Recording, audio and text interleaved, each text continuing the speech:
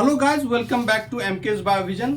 आज हम लोग different types of DNA binding motif इसके बारे में चर्चा करेंगे। तो पहले हम ये देखते हैं कि मोटिव और डोमेन में फर्क क्या होता है। डोमेन जो होता है 3D स्ट्रक्चर प्रोटीन का, उसमें स्पेसिफिक रीजन को हम डोमेन कहते हैं।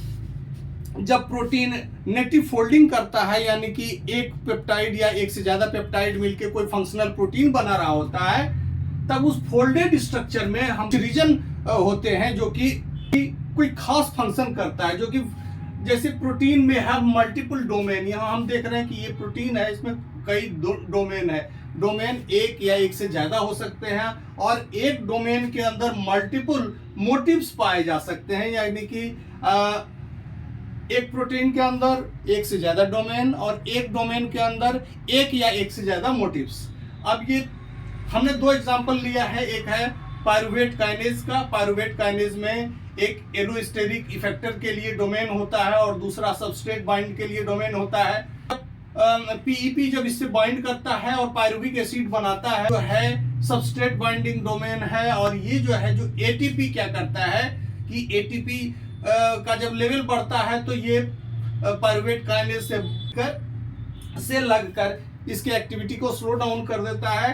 तो ये जो है एलोस्टेरिक इफेक्टर का काम करता है। तो दो डोमेन होते हैं। इसी तरह से स्टेरॉयड भी जब अपना 3D स्ट्रक्चर एक्वायर करता है तो हमको दो डोमेन उसमें देखे जा सकते हैं। एक है लिगांड बाइंडिंग डोमेन, जिसमें सीधा स्टेरॉयड जहां से बाइंड करता है, स्टेरॉयड यहां से बाइंड करता है।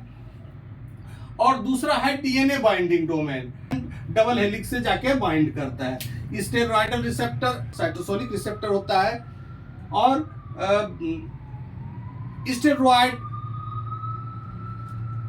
स्टेरॉयड के लिए जो सेल मेम्ब्रेन होता है वो परमिएबल होता है। सीधा स्टेरॉयड अंदर जाके साइटोसोलिक रिसेप्टर से बाइंड करता है और ये जो लिगांड बाउंड रिसेप्टर है सीधा डीएनए जाके डबल हेलिक्स से जाके लगता है और पर्टिकुलर जीन की एक्टिविटी को या तो डाउन रेगुलेट करता है या अप रेगुलेट करता है। अब मोटिव्स क्या है? मोटिव्स है सुपर सेकेंडरी स्ट्रक्चर, यानी कि डोमेन के अंदर पाए जाने वाला स्पेसिफिक सेकेंडरी स्ट्रक्चर को ही हम मोटिव्स कहते हैं।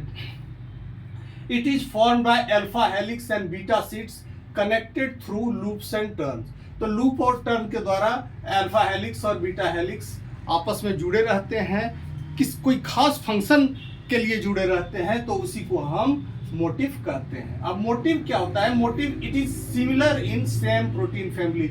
एक प्रोटीन फैमिली में एक ही तरह के मोटिव्स पाए जाते हैं क्योंकि there is a functional similarity in the protein.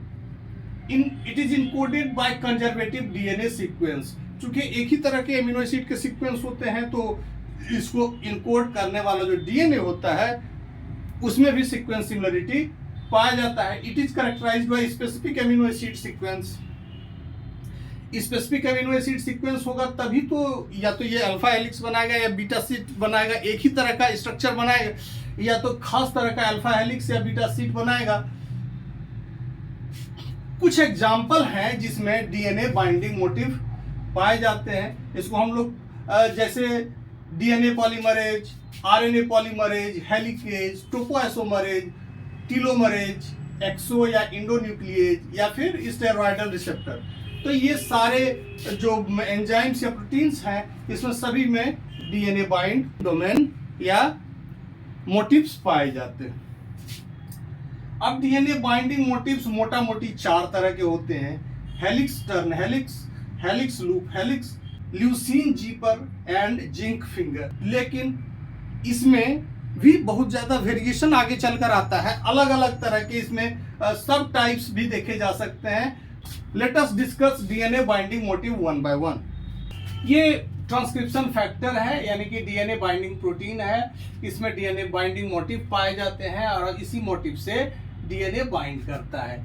ये जो बाइंड करने का आधार है, ये आधार डीएनए का टोपोलॉजी है, यानी कि डीएनए का जो सरफेस फीचर है उसके आधार पर ये बाइंड करता है। कहाँ मेजर ग्रूव है, माइनर ग्रूव है, तो इस आधार पर ये बाइंड करता है। Surface feature of DNA.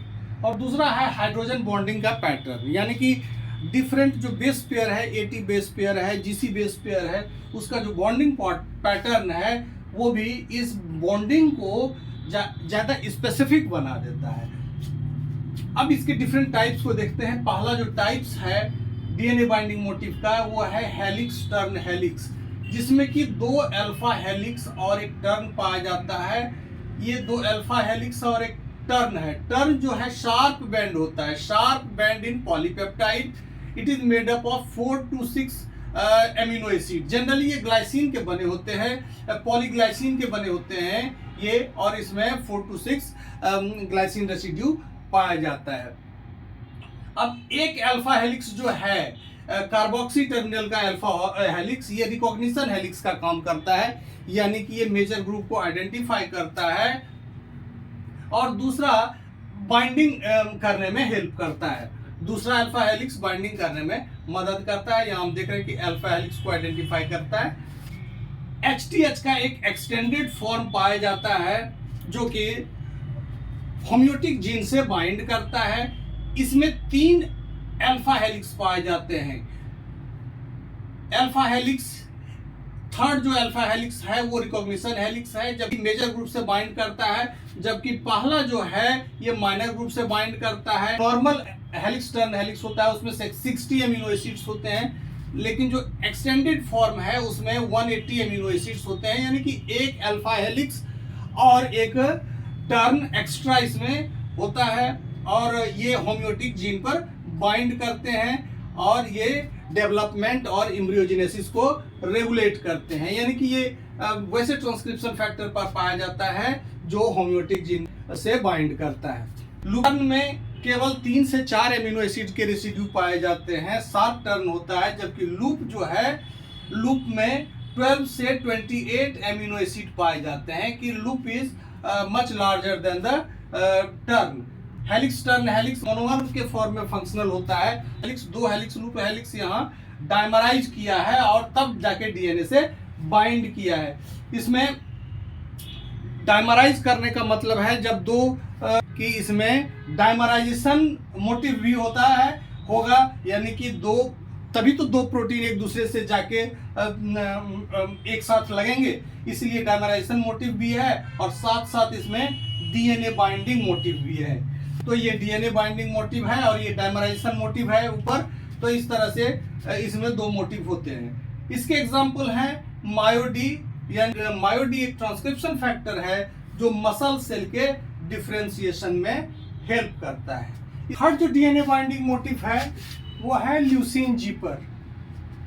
Leucine zipper motive में क्या होता है कि ये डाइमर फॉर्म में फंक्शनल रहता है और डाइमर फॉर्म में एक डाइमराइजेशन यूनिट होता है जिसमें ल्यूसीन रिच रीजन होता है। Leucine rich region alpha helix है जो डाइमराइजेशन में हेल्प करता है, यानी कार्बोक्सिल एंड का जो हेलिक्स है वो ल्यूसीन रिच है और ये डाइमराइजेशन में हेल्प करता है। और जो एमिनो टर्मिनल के अल्फा हेलिक्स है वो उस पर पॉजिटिव चार्ज पाया जाता है, ये अर्जिनिन और लाइसिन रिच होते हैं। हाइड्रोफिलिक रीजन में पाया जाता है, जबकि ये ल्यूसीन रिच रिपीट्स जो है ये हाइड्रोफोबिक रीजन में पाया जाता है। डीएनए पर नेगेटिव चार्ज होता है और नेगेटिव चार्ज से ये वाला जो एमिनो टर्मिनल का अल्फा हेलिक्स है ये दोनों बाइंड करता है, क्योंकि इस पर पॉजिटिव चार्ज होता है ड्यू टू प्रेजेंस ऑफ